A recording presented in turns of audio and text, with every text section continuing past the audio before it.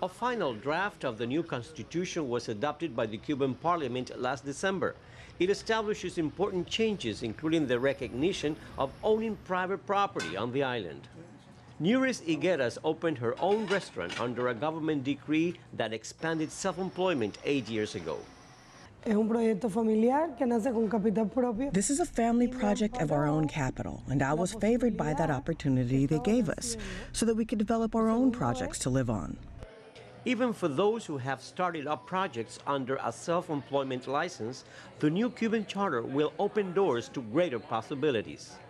The law will define what is medium and small. That is fundamental, to separate the micro-enterprise, which is the family business, the medium and the small enterprise, to make a clear difference. We cannot have a law about that unless we have this redefinition in the Constitution.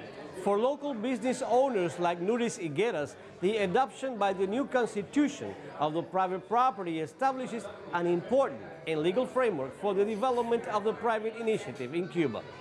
The development of private businesses, which now involves more than 500,000 Cubans and represents 13% of the local labor, has increased under government regulations. The initiative will be protected by the new Constitution.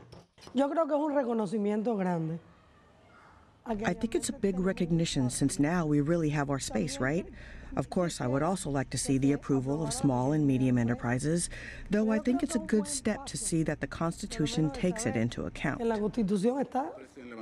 The Constitution also includes changes in the government structure, introduces presidential age and term limits, as well as social and economic rights. The Constitution is a departure point. What is important is what is going to happen after the Constitution, to have a Constitution that is realistic, that is a Constitution that may be implemented, that is not just a declaration. Local election authorities did a trial run last weekend to ensure there would be no problems ahead of Sunday's vote.